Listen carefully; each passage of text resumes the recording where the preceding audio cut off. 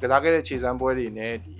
qualification ပွဲတွေရကြည့်မယ်ဆိုရင်ပေါ်တူဂီကလုံးဝ foul ငိမ့်ဒီငိမ့်နဲ့ပဲအေးစစ်စစ်တတနဲ့ပဲခြေစပွဲကိုအောင်မြင်လာခဲ့တယ်ဆိုတော့လက်ရှိပေါ်တူဂီရဲ့လူစင်းကတခြားတင်းရဲ့လူစင်းတွေနဲ့စာပြီးရှင်ပြီးတော့ကြည့်မယ်ဆိုလို့ရှိရင်လည်းခြေလည်နောက်မှာတွားပြီးတော့ overall ရတာလုံးတွေကတွေ့ရတယ်ပေါ့နော်မျောလင်းချက်တွေအများစုကဒီ Ronaldo ပေါ်မှာအများကြီးရှိတဲ့အတွက်သူ့အနေနဲ့လည်း PR တစ်ခုတော့မဟုတ်ဘူး PR ကတော့ကြီးမရှိတယ်ပေါ့နော်အကယ်လို့ဒီ World Cup မှာခြေကျော်လက်ချော်ပေါ်တူဂီအနေနဲ့ထိုက်တဲ့နဲ့ဆွမ်းဆောင်ရည်တစ်ခုမပြနိုင်မယ်ပြိုင်ပွဲကနေပြီးတော့နှုတ်ဆက်ရမယ်ဆိုလို့ရှိရင်တော့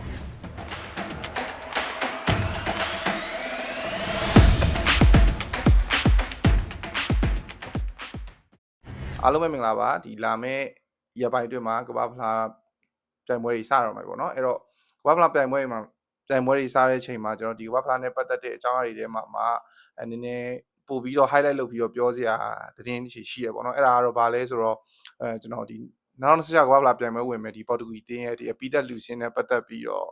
နည်းနည်းလေးဆွေးနွေးကြပါရပေါ့နော်အဲ့တော့ပေါ်တူဂီတင်းကဒီလာမယ့်ဒီ2026ကမ္ဘာဖလားမှာဒီကမာတီနက်စ်နဲ့ပဲ Ronaldo ဦးဆောင်လာပြီးတော့ဒီအပိသက်ကစားသမားစင်းထွက်ပေါ်လာပြီပေါ့နော်အဲ့ထဲမှာကျွန်တော်တို့လက်ရှိထွက်ပေါ်နေတဲ့တခြားအသင်းတွေရဲ့လူစင်းတွေတက်ဆိုင်ပေါ်တူဂီတင်းရဲ့ squad အရ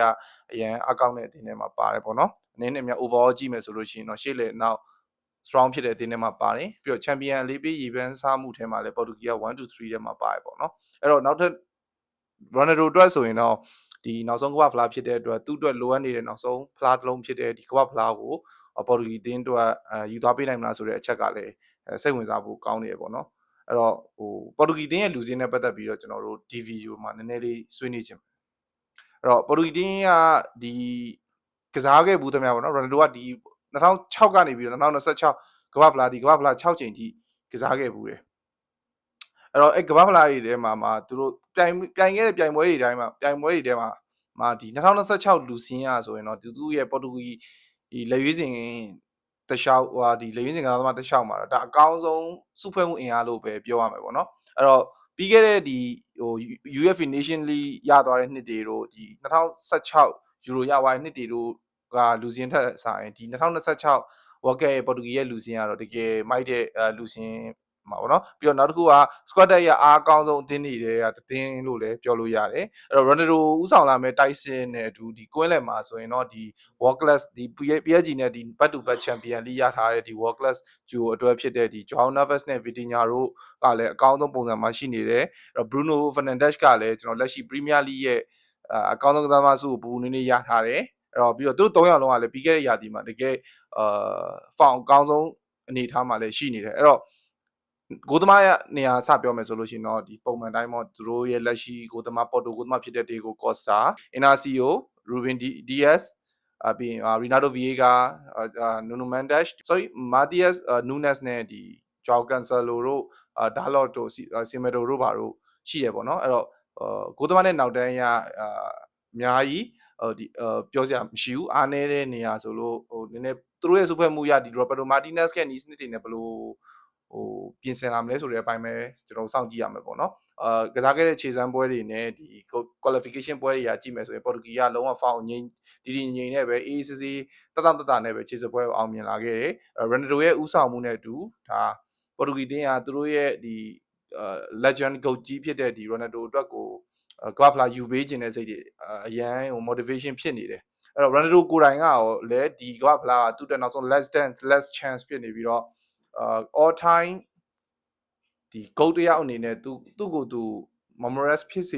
စေနိုင်ဖို့အတွက်ဒါအရေးကြီးဆုံးလိုအပ်တဲ့ဒီကမ္ဘာဖလားမှာပေါ်တူဂီအနေနဲ့ဒီဘယ်စင်းတီကိုလုံးပြသွားနိုင်မလဲဆိုတဲ့ဟာမျိုးပေါ့နော်ဘိုးဆွဲရေပန်းစားမှုဒါအဆင့်3သင်းထဲမှာပါတယ်ဘာလို့အဲ့လိုမျိုးပြောရလဲဆိုတော့လက်ရှိပေါ်တူဂီရဲ့လူစင်းကတခြားသင်းရဲ့လူစင်းတွေနဲ့စာပြီးရှင်ပြီးတော့ကြည့်မယ်ဆိုလို့ရှိရင်လည်းရှေ့လေနောက်မှာတွားပြီးတော့ overall ရတာလုံးတွေကတွေ့ရတယ်ပေါ့နော်အားနည်းဆုံးလို့ကျွန်တော်အမြင်ရကြည့်မယ်ဆိုရင်တော့တိုက်စစ်ပိုင်းလို့ပ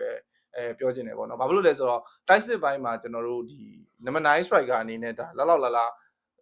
ာရှိတာဆိုလို့ Ronaldo နဲ့ဒီ Gonzalo Ramos ပဲရှိပါတော့။ Gonzalo Ramos ကိုတော့ကျွန်တော်ကလုံးဝကြိုက်တဲ့ထဲမှာမပါဘူးပေါ့နော်။အဲ့တော့ Ronaldo ကလည်းအသက်အရွယ်အားဖြင့်လည်း40ကျော်တဲ့ကစားသမားတယောက်အရင်လိုအရန်လည်းမလင်မြန်တော့ဘူး။ Sorry လိမှာသူဂိုးသွင်းအများဆုံးဖြစ်နေတယ်နာမည်ရ weight ရသူ့ရဲ့ passionate ဖြစ်မှုတွေ energetic ဖြစ်မှုတွေရတာ Ronaldo ဆိုတဲ့ကစားသမားတယောက်ကပါလာတယ်ဆိုတော့အချိန်ထက်ပေါ့နော် တကယ်တမ်းဒါကမ္ဘာဖလားမှာအတင်းကြီးချင်းသူရင်ကိုရင်ဒီပြိုင်ပွဲတန်ပိုရရှင်ပြန်လာတဲ့အခါမှာမိနစ်90ပြည့်မှာရိုနယ်ဒိုအနေနဲ့လုံလောက်တဲ့ဆွဲဆောင်ရမှုပွဲတိုင်းပြသနိုင်မလားဆိုတဲ့အချက်ကလည်းကျွန်တော်တို့စိုးရင်ကြပါတော့ရှိရပေါ့နော်အဲ့တော့ရိုနယ်ဒိုထွက်သွားရင်ကျွန်တော်လူစားလဲအနေနဲ့စပါတော့တကယ်နံပါတ်966ကိုပဲပြန်ပြီးတော့သုံးမယ်ဆိုရင် Gonzalo Ramos တယောက်ပဲရှိတယ်ပေါ့နော်အဲ့တော့ Gonzalo Ramos ကလည်း PSG လို့အသင်းမှာတော့မှဖလားတာရခဲ့တယ်အဲ့လောက်ထိပြီးခဲ့တဲ့ရာသီကပြီးခဲ့တဲ့ရာသီမှာမဟုတ်ပါဘူး Gonzalo Ramos ရဲ့ play style အရရောPSG မှာပြီးခဲ့တဲ့ရာသီရဲ့ခြေစမ်းအရရောကျွန်တော်တိတ်စိတ်ကြိုက်တဲ့အထက်မှာလည်းမပါဘူးပေါ့နော်အဲ့တော့အဲ့ဒါတခုတော့ကျွန်တော်စိုးရိမ်နေကွင်းလယ်နဲ့နောက်တန်းအရကိုသမားတို့ကတော့ပေါ်တူဂီကဘာမှတိတ်ပြီးတော့ပြောစရာမရှိဘူးတကယ်ဒီနှစ် World Cup မှာကြည့်လိုက်ပြီကွာအဲ့တော့ဟိုအသင်းတွေအားလုံးထဲမှာကွင်းလယ်စုဖွဲ့မှုအားအကောင်းဆုံးအသင်းကိုပြောပါဆိုလို့ရှိရင်ကျွန်တော်ပေါ်တူဂီကိုပဲပြောရမှာပေါ့နော်တခြားအသင်းတွေလည်းကောင်းပါတယ်ဒါပေမဲ့ပေါ်တူဂီရဲ့လက်ရှိဒီ Bruno Fernandes Vitinha ဒီ João Neves ဒီ Bernardo Silva ပေါ့နော်အဲ့တော့လက်ဝန်းကိုတော့သူဘာ Bruno သုံးမလဲဟို ဖောင်ကောင်းနေတဲ့ဒီJoão Felix ကိုသုံးမလား Rafaelio ကိုသုံးမလားဒါကတော့ဒီနီးပြ Martinez အကြိုက်ပေါ့နော်နောက်တစ်ခုထပ်ပြီးတော့ highlight လုပ်ချင်တာကတော့ကျွန်တော်နီးပြဘိုင်းနဲ့ပတ်သက်ပြီးတော့ပေါ်တူဂီမှာတော့နည်းနည်းအားနည်းချက်တွေရှိကောင်းရှိလာနိုင်မယ်လို့ထင်တယ်ပေါ့နော်အဲ့တော့ကျွန်တော်ကတော့ဒီ Martinez ကိုကြိုက်တဲ့ထဲမှာတော့မပါဘူးပေါ့နော်ပြီးခဲ့တဲ့ဒီ Euro မှာသူစပြီးတော့ဒီဂိုင်နေပေါ့နော်အဲ့တော့ Euro မှာဂိုင်တော့ကလည်းအဲ့လောက်ထိပေါ်တူဂီကိုအများကြီးဆွဲဆောင်မပြနိုင်ဘူးဒါပေမဲ့ UEFA Nation League မှာတော့ပေါ်တူဂီကိုတော့ဖလားရအောင်လုပ်ပေးနိုင်မယ်ဆိုပေမဲ့ Nation League ရဲ့တန်ဖိုးနဲ့ဒီကမ္ဘာဖလားရဲ့တန်ဖိုးကအများကြီး changes ဖြစ်တယ်ပြိုင်ဆိုင်မှုအများကြီးပြင်းထန်တယ်ပြီးတော့လေပေါ်တူဂီရဲ့ဒီမျှော်လင့်ချက်တွေအများစုကဒီရိုနယ်ဒိုပေါ်မှာအများကြီးရှိတဲ့အတွက်သူ့အနေနဲ့လည်း PR တစ်ခုတော့PR တစ်ခုတော့မဟုတ်ဘူး PR ကတော့ကြီးကြီးမားမားရှိတယ်ပေါ့နော်အကယ်လို့ဒီ World Cup မှာခြေကျော်လက်ချော်ပေါ်တူဂီအနေနဲ့ထိုက်တဲ့နဲ့စွမ်းဆောင်ရည်တစ်ခုမပြနိုင်မယ်ပြိုင်ပွဲကနေပြီးတော့နှုတ်ဆက်ရမယ်ဆိုလို့ရှိရင်တော့ Martinez အနေနဲ့လည်းဒီချင်းနေကောင်းမှာတော့မဟုတ်ဘူးပေါ့နော်အဲ့တော့ Martinez အနေနဲ့သူဟို2022ကမ္ဘာဖလားတုန်းကရိုနယ်ဒိုနဲ့ဒီနီးပြ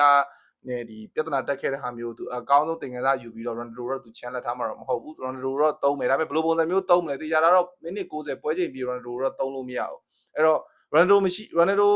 ပါတီဖြစ်စေမပါတီဖြစ်စေတိုက်စစ်စွမ်းဆောင်ရည်ကတော့ဒီပေါ်တူဂီမှာတော့ဒီပုံမှန်momentum တစ်ခုအနေနဲ့တော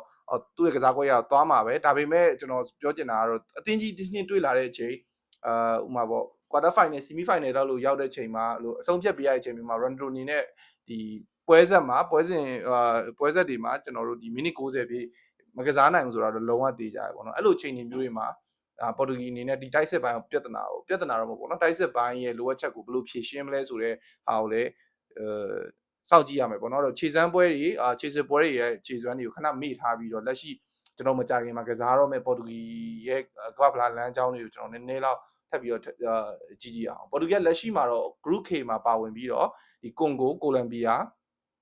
ဥဇဘက်ကစ္စတန်တို့နဲ့တအုပ်စုတွေကြာအောင်နေအဲ့တော့ဒီအုပ်စုကြက်တဲ့ထဲမှာမပါဘူးပေါ်တူဂီကတော့သူအနေနဲ့ကြီးမားမပါပဲဒါပေမဲ့ခက်ခဲတဲ့ပြိုင်ပွဲလို့ပြောရမယ်ဆိုရင်တော့ကိုလံဘီယာတသင်းလို့ပဲကျွန်တော်ကတော့မြင်တယ်ပေါ့နော်ကိုလံဘီယာလည်းလက်ရှိမှာတော့လည်းလို့ star player အများစုလည်းမရှိနေဘူး world ranking ရအောင်လက်ရှိကိုလံဘီယာနောက်ဆုံးကစားခဲ့တဲ့ခြေစစ်ပွဲခြေစမ်းပွဲရဲ့ခြေစမ်းကိုကြည့်မယ်ဆိုရင်ပေါ်တူဂီအတွက်အဟန့်တားတစ်ခုလောက်အဟန့်တားတစ်ခုတော့မဖြစ်နိုင်ဘူးပေါ့နော်အဲ့တော့ပေါ်တူဂီနဲ့တက်အနေနဲ့ပဲဒီ